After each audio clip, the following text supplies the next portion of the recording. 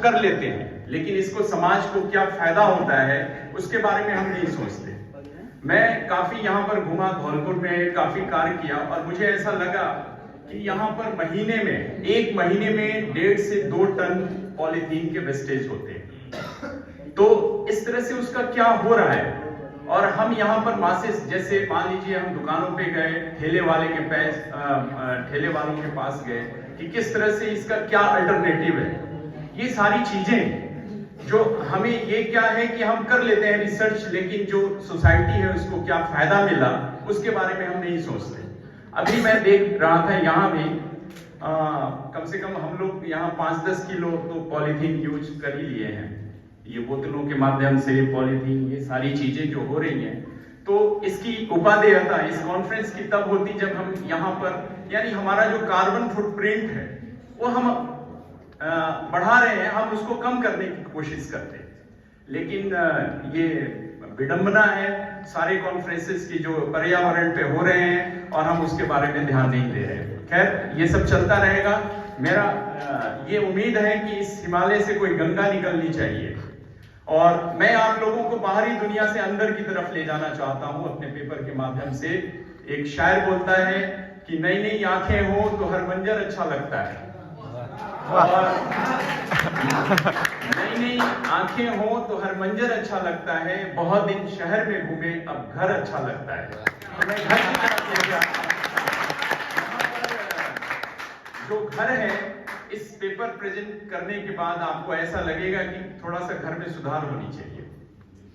तो मेरा जो टॉपिक है इंडोर एयर पॉल्यूशन। इंडोर का मतलब केवल घर ही नहीं है, हम जहां पे काम करते हैं, ऑफिस भी हो सकता है, फैक्ट्री भी हो सकता है, बहुत सारी चीजें उसमें आती है जहां पर हम काम करते हैं। और मैंने लिखा है डेंजर एट होम, यानी घर में भी खतरा है। हम बाहर से भाग करके कहां आते हैं, अल्टीमेटली घर में ही तो आते हैं। तो हम यहाँ पर, मैं यहाँ बताना चाहता हूं, शुरू में राइट फ्रॉम बिगिनिंग, जब आप जगते हैं और रात में सोने जाते हैं, उस बीच में आप क्या क्या करते हैं, कितने केमिकल से आप लोगों का सामना होता है, और उसको किस तरह से इरेडिकेट करते हैं, अपने जीवन से हटाने की कोशिश करते हैं या उसी में लगे रहते हैं, उसके बारे में हम थोड़ी सी बात करेंगे।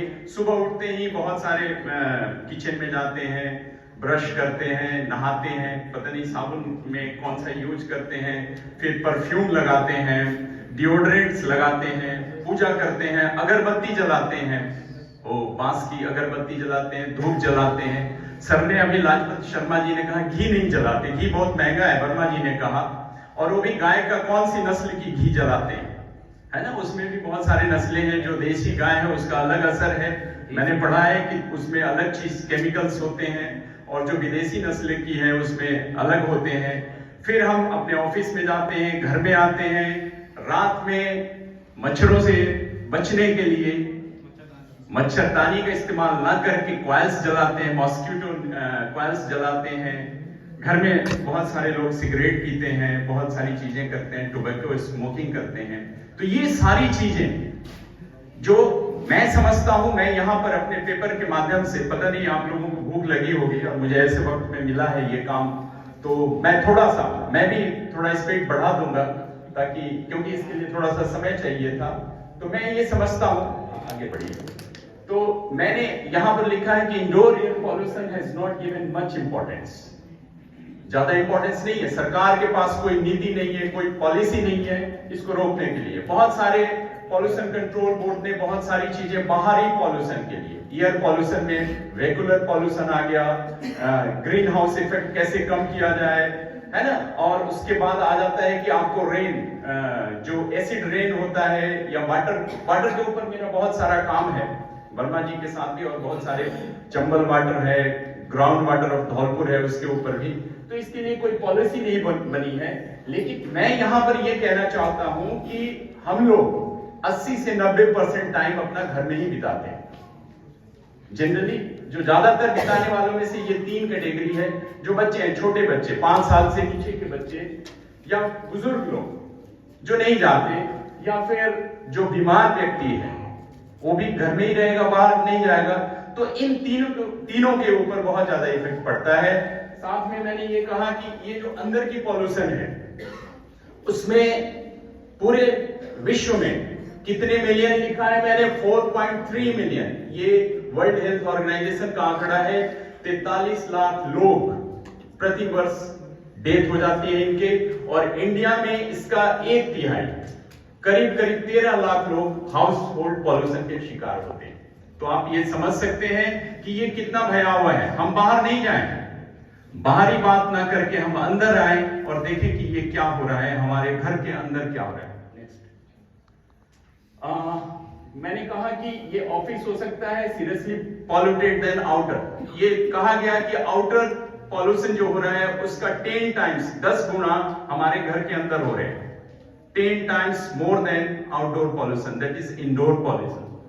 हेल्थ इफेक्ट्स इसका ये है कि आपको लगता है कि यार अभी कुछ नहीं हो रहा है, हो सकता है कि अभी अभी कुछ हो जाए या सालों बाद हो उसका इफेक्ट। तो दो तरह के इफेक्ट होते हैं, जो इमीडिएटली अगर सिंगल एक्सपोजर हुआ उसके जस्ट बाद ये सारी चीजें हो सकती है। इरिटेशन हो सकता है, आई नोज थ्रोट में गले में खराश हो सकती है, हेडेक हो सकता है, आपको लगेगा कि यार सिर दर्द कर रहा है, डिजीनेस हो सकता है, थकान महसूस हो सकती है, और ये थोड़े ट्रीटेबल है, शॉर्ट ड्यूरेशन के लिए होते हैं। और इसका ये है कि आप उस सोर्स से बाहर आ जाओ, जहां पे ये पॉल्यूशन है उस सोर्स से बाहर आ जाए, ये सारे ठीक हो जाएंगे। लेकिन लॉन्ग, जैसे हमारे बहुत सारे वक्ताओं ने बोला है, इसमें जो नीचे एक सर आए थे कैंसर के ऊपर, इन्होंने बहुत अच्छा दिया, जिसमें मेरे सारे इनकॉर्पोरेटेड है इसमें। तो ये रेस्पिरेटरी डिजीज, इसको कहते हैं COPD, chronic obstructive pulmonary diseases आते हैं इसमें। हार्ट डिजीज भी हो सकता है। लास्ट में कैंसर, कैंसर कॉजिंग बहुत सारे एलिमेंट्स हैं जो घरों में हैं, और उसके कारण बहुत सारे वक्ताओं ने किया, फिर आगे भी आएगा, उसमें भी देखेंगे। नेक्स्ट, ये इंडोर एयर पॉल्यूशन जो है उसका कारण क्या है? इसमें मेन है कि आउटडोर एयर क्वालिटी जो है बिल्डिंग के चारों तरफ वो कैसी है।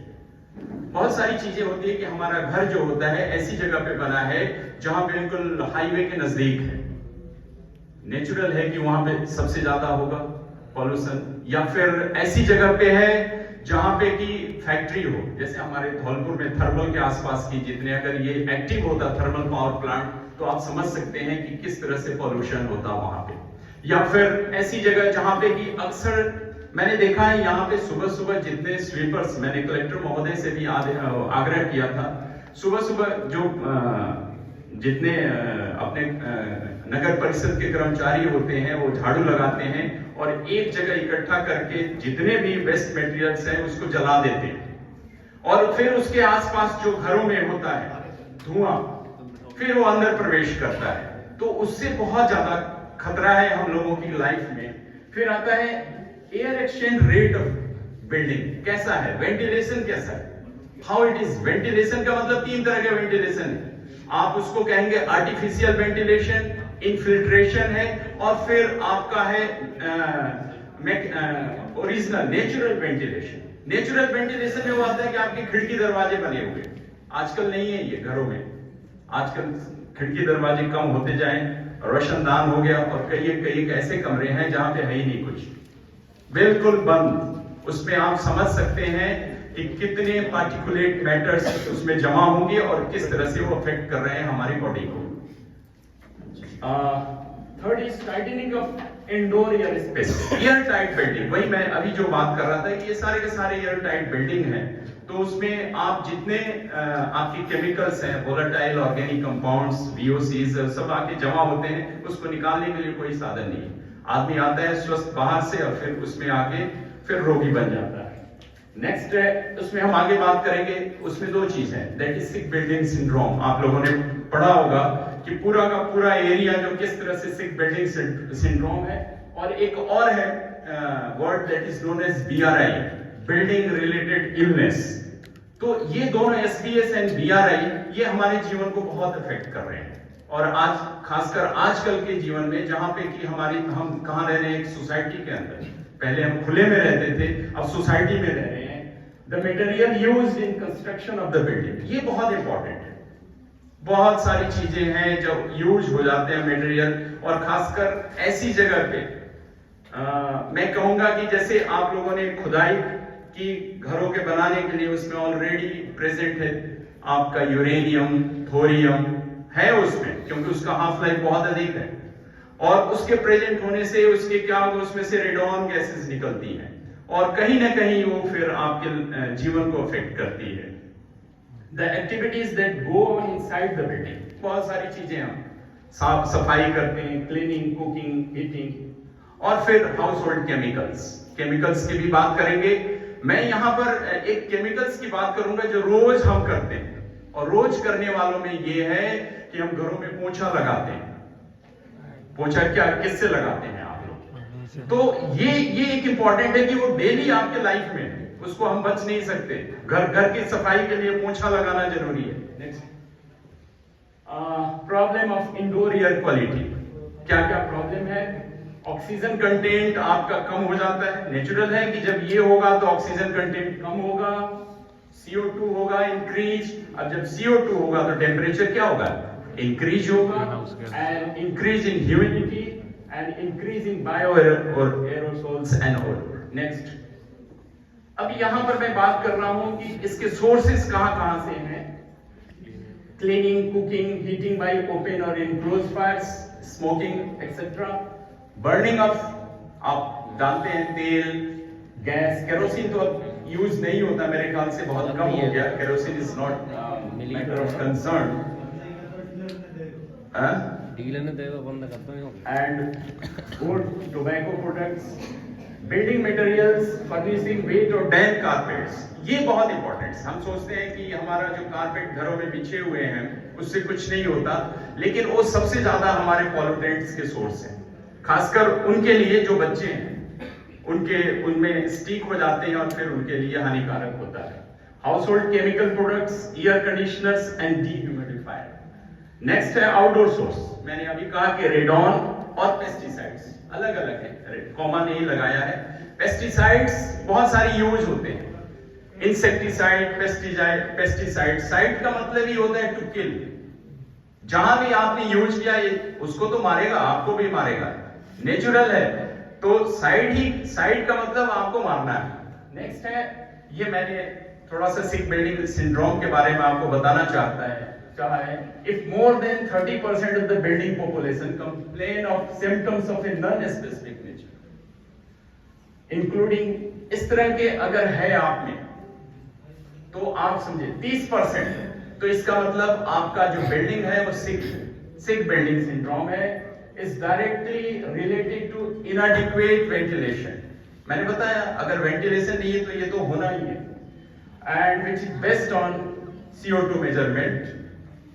And the next is BRI। दोनों में क्या फर्क है वैसे? What is difference between SBS and BRI? दोनों ऐसा लग रहा है कि दोनों एक ही है। इसमें सिक बिल्डिंग सिंड्रोम में आपको होगा कि आप सोर्स से हटें और आपका ठीक हो गया। BRI में ये जो इलनेस है वो लंबा चलता है, आपको बीमारी जो है वो चलेगी। लेकिन सिक बिल्डिंग सिंड्रोम का मतलब है जो भी ये चीजें हैं, हेडेक, आईज इरिटेशन, नोज पे, ये जितने भी हैं ये खत्म हो जाते हैं जैसे ही सोर्स से हटे। नेक्स्ट, इसके बारे में मैंने चर्चा कर लिया है कि insufficient outdoor air supply to building spaces ये नहीं होता है। टेम्परेचर, ह्यूमिडिटी, एक्सट्रीम फ्लक्चुएशंस हैं, एयर फिल्ट्रेशन प्रॉब्लम है caused by heating, ventilation and air conditioning system. अभी त्रिपाठी जी ने एक बात बताई थी, मेरे ख्याल से चले गए, कि आप ऐसा करें कि नए की जगह पुरानी चीजों का इस्तेमाल करें। मैं उसमें थोड़ा सा इत्तेफाक नहीं रखता, क्योंकि जैसे ही पुरानी चीजें होती है, जैसे आपका रेफ्रिजरेटर पुराना हो गया, ओवन पुराना हो गया, फिर उसमें से जो गैसेस हैं वो लीक करना स्टार्ट हो जाती है और फिर वो डायरेक्टली अफेक्ट करती हैं हमारे बॉडी, हमारे वातावरण को। तो ये थोड़ा सा मुझे लगता है कि ये सिस्टम जो है HVAC, हीटिंग का जो भी सिस्टम रखा है, वेंटिलेशन का या एयर कंडीशनिंग, उसको समय समय पे चेंज करते रहना चाहिए। नेक्स्ट, ये मैंने अभी आप लोगों को बताया, फ्लोर जो सफाई करते हैं उसमें बहुत सारे केमिकल्स हैं। मैंने केमिस्ट्री का होने के नाते बहुत सारे आप लोगों को केमिकल्स के यहाँ पे यूज कर लिया। अभी जो सर आए थे अभी प्रेजेंटेशन के लिए कैंसर के, तो थैलेट्स के बारे में बात किया था, और थैलेट्स बहुत ही कंसर्न है रिगार्डिंग दिस कार्सिनोजेनिक, इसमें क्या होता है कि इसको हम कहते हैं एंडोक्राइन डिसरप्टर। ये क्या करता है, आपका फिजिकल और मेंटल जो प्रोग्रेस है उसको खत्म कर देता है, खासकर बच्चों में। इसी तरह से ये सारे जो है जितने भी हार्मोन डिसरप्टर है या फिर एंडोक्राइन डिसरप्टर है, ये they are all cancer causing.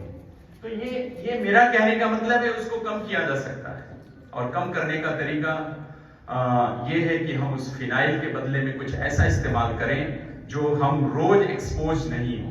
जैसे हमारे बाबा रामदेव ने भी गोमूत्र से बहुत सारी चीजें बनाई हैं, तो हम उसका क्यों न इस्तेमाल करें। हम प्रतिदिन उस एक्सपोजर को क्यों लें, जो कि हमारे पास अगर अल्टरनेट है, अगर हम कर सकते हैं तो उसको क्यों ना करें, और अगर नहीं है तो कम इस्तेमाल करें। ये भी है कि 5 दिन 6 दिन के बाद एक बार इसको इस्तेमाल करें, इस तरह से हम उसको खत्म कर सकते हैं। नेक्स्ट, ये पार्टिकुलेट मैटर्स हैं जो कि हमारे बॉडी के अंदर मॉस्किटो ने कॉइल और सिगरेट के माध्यम से आते हैं। सिगरेट स्मोकिंग बहुत ही डेंजरस है और इसमें बहुत सारी चीजें निकलती है। यहाँ पे एक लिखा मैंने, tobacco smoke contains a complex mixture of over 4,000 compounds, more than 40 of which are known to cause cancer।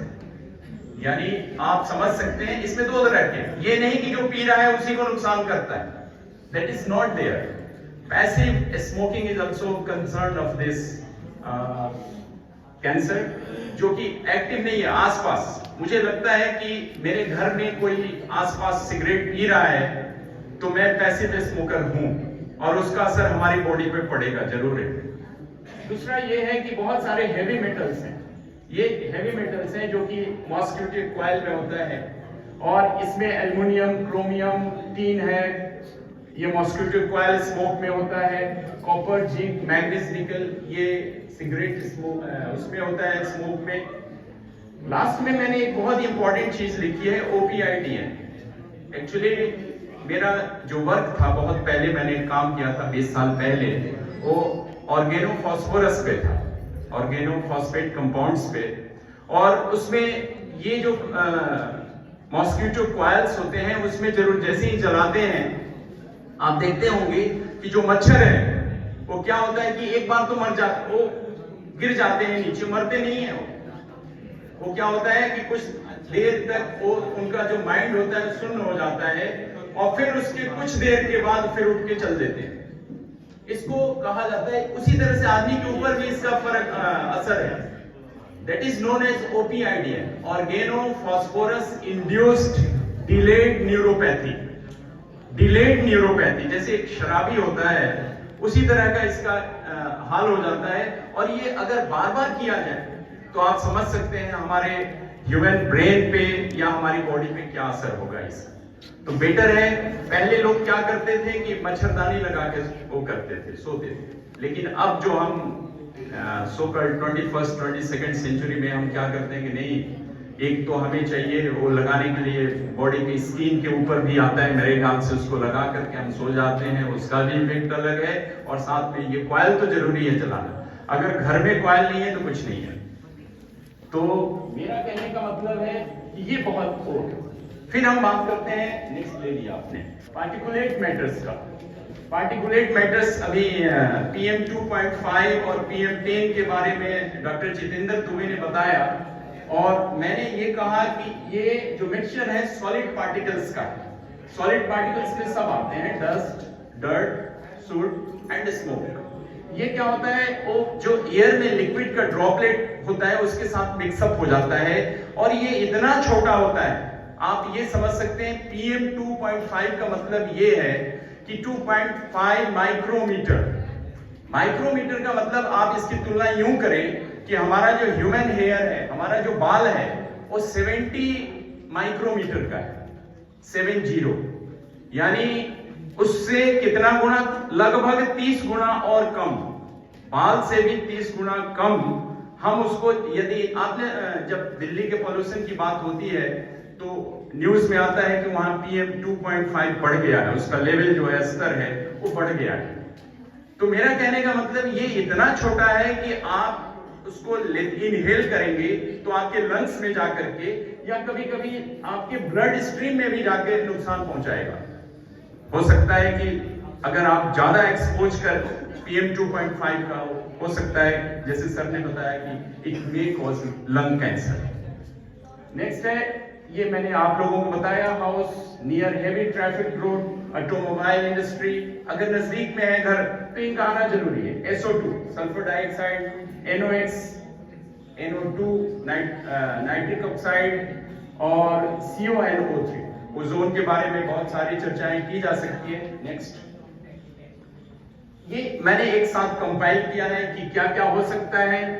Mainly जो प्रॉब्लम है रेडॉन का मैंने स्टार्ट किया, construction materials from geological sources, particle, ये फॉर्मल्डिहाइड भी बहुत एक कल्प्रिट है।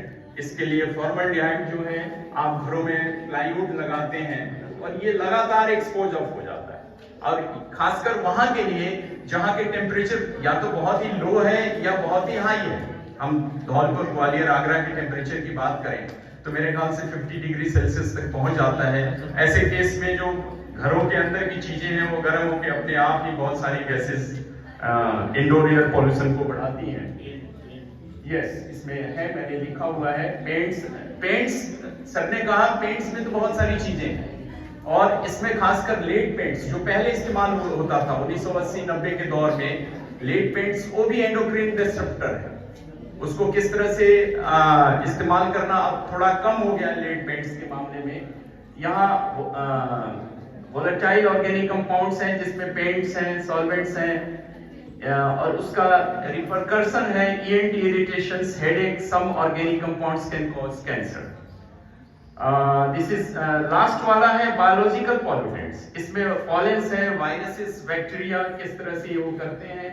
मैंने लेड के बारे में भी लिखा हुआ है कि ये आपके सेंट्रल नर्वस सिस्टम को खराब करता है ना।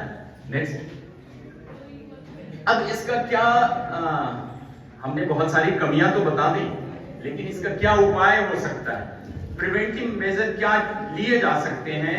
तो उसमें सबसे पहले मैं ये कहूंगा कि आप सुबह और शाम को, या मैंने लिखा नहीं है, सुबह और शाम को अपने खिड़की दरवाजे को ना खोलें, क्योंकि उस टाइम में जो पॉल्यूटेंट्स का जो लेवल होता है पॉल्यूशन का वो सबसे अधिक होता है।